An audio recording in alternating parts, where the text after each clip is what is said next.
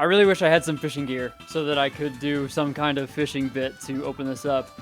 But I don't, because I'm afraid of the ocean and the terrible secrets that it holds. I'm not exaggerating at all. One of my worst fears I can think of would be someone to drive me out on a boat. You drive a boat? Even if land was in sight, if I could see the sand and the beach, if I was to be thrown in the water with maybe a good chance of being able to get back, with, like, despite, I think they're called levees? Currents. Like, despite those probably dragging me out to sea, like, I would just fetal position, dude. I would not, like, there's something about the open ocean, like the depth. I think it's called, I'm gonna look it up. Dude, I know what it's called. It has a name. Thalassophobia. Cool. I 100% have thalassophobia, but that doesn't stop me, even a little, from wishing I wasn't scared of the ocean. It's the ultimate paradox. It's the Huey paradox. I'm afraid of the big water, but I love this big man who lives inside it. If I don't put a graphic up, I could be talking about anyone. Neptune. There's room for two in this ocean that is my heart. Riot teased us. They did it again, honestly, which is frustrating, and I hate it. Nautilus is finally coming. I love Echo and the rewinding shenanigans he tends to get up to, but I was really signed up for ocean ghosts, and I was promised 2 of them, and I was delivered none. 3.2b started off swinging, hey, they're here, it's time, it's ready, are you ready? And then they said wait 20 more days, because F you, Huey, we've seen your videos and we hate them. But they are coming. July 29th, nope. June 29th, they are coming to Wild Rift. Barren Lane's about to get crazy, dude. It's about to get nutty over there. Super big fan of Nautilus and his kit, what he's bringing to the table. Having a creative tank support is something that I love. Malphite feels like if he's gonna make a play, you know what that play is gonna be. From a bird's eye view, because I've never actually been hands-on with this champ, Nautilus feels a lot more like you have some diversity in what you can pull off to make a play happen for your team. And then Pyke. I love Pyke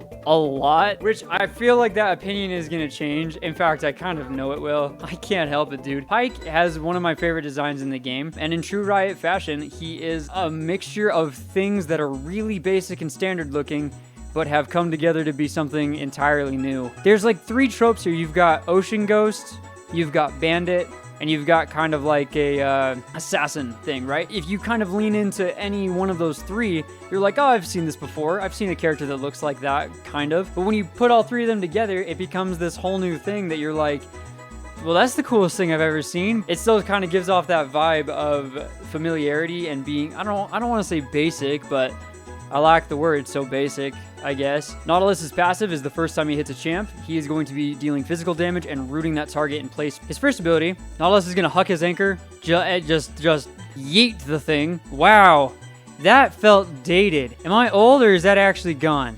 Uh-oh.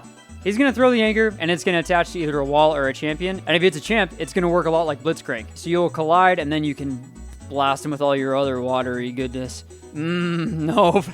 Nope, you'll be dealing magic damage. It's good stuff. And if you hit a wall, you Spider-Man to that wall. And then I don't know what the cooldown is looking like, but you probably, I hope, you can Spider-Man again. Second ability, you're going to be rushing into that enemy team, so you're going to be throwing up a shield. So while you have the shield up and you're doing damage, you are doing damage over time to enemies and surrounding enemies. His third ability is Riptide. He's going to be sending out blasts of water from every direction around himself, just doing more AoE stuff. Disrupt the team. And for his ultimate, he's doing depth charge. He'll slam his anchor down, send a shockwave of water out, and it will launch up whoever he has locked onto. It works a lot like Vagar's, where if you get them in it, it's gonna hit. I was curious about this, and I'm double checked, and I'm pretty sure this is the case. As the shockwave travels, it will knock people aside. It does not knock up any other opponents, as far as I can tell. It'd be cool if it did. Could yeet the whole crew. I don't like that I said it again. So for Pyke's passive, while he is out of view, he is going to be healing. Pyke also, because of his passive, cannot gain any more maximum health. It instead translates into AD, which is really interesting. I am really curious to see. I know he's a menace. I know I can like just Google Pyke and everyone's like, I hate Pyke. But he sucks and he keeps killing me. That being said, I'm curious with how aggro Wild Rift is to see how often he is getting squished because of that lack of health. We'll see. I don't know. First ability, kind of similar to Nautilus. He throws out a knife, It stabs somebody and he pulls them in. Second ability is he goes invisible with a radius, a lot like Evelyn, and then he gets really fast. So he's going to be speeding towards you to kill you very quickly. So on top of moving opponents around where he wants them to, dashing around invisible, his third ability is he dashes again, he does another big jump, and he leaves a phantom where he was originally. The phantom returns, and if the phantom passes through anybody, it stuns them. And then for his last ability, he has an execute that if he kills you, the people who assisted in that killing are getting a lot of gold. Enough gold that you kind of just want to give your support the kill. I will say, as annoying as this champ is, clearly to a lot of players, I didn't think they could really pull off support assassin. Seems like a wild idea and concept to me. Pretty dope that they pulled it off. I'm like, it's cool. He's cool. I like Pyke, okay? I'm not afraid to say it. And I don't even care if you don't agree, because you're wrong and I'm right, objectively. A rough. It is ending on the 20th. Kind of a bummer, because my Spider-Man Nautilus streams have just immediately been dashed. I actually didn't know the dates of that until this very moment, and 0 cooldown hook shots are now a thing of the past. So that's cool. I'm actually super excited for this. We've got the Icons tournament coming up. That is happening on June 14th. So be excited for that. When the Horizon Cup was a thing, I watched a good amount of that. I feel like watching other players play, and even with the podcast, Jack Barron, listen to it every week on Spotify, and probably other places. Watching people play or hearing people talk about their experience or what's going through their head, it really helps me improve my game. Getting in the mindset of other people, plan out what they're going to do with their wave, what they're doing with their jungle, how they're planning on draft picks, all that kind of stuff. Getting outside of my own head is really, really helpful. So if you haven't done a lot of watching other people or listening at Attack Baron, I highly encourage it, because I didn't think that was something that would help me as much as it did. So look into it. Maybe it'll help you improve your game a little bit, because we all know you need it. You BK, you suck. I guess last thing about Nautilus and Pyke, technically, is we are getting a Rise from the Deep event on the exact same day they're coming out. So expect more rewards, all that good stuff. I want to be excited about the skins coming out. I kind of am. I'm mostly not. Nautilus and Pyke are pretty par for the course with what Riot has done in the past. Releasing a skin that isn't bad, it's definitely not their best skin. If you haven't seen Nautilus's skins, go to League of Legends right now and look up Nautilus's skins. It will be easy to put that wallet away, my friend. I could be wrong, but I feel like this is very clearly one of those tactics of, while there's hype for the character, you should buy it and you'll love it. And then when another skin comes out that's way cooler, you will definitely buy that one, which, I mean, Riot is a business, so I get it. If anything, Astronaut Nautilus, I would be pretty excited to get out of a free chest, but I don't see myself really dropping any cash on it. Resistance Katarina and Misfortune are maybe the most boring skins I've seen launched. They're not bad necessarily, but they're just nothing. They are so similar to their base design, especially Katarina. Are you telling me that that's just not Katarina in a different outfit? That's the same. It's the same.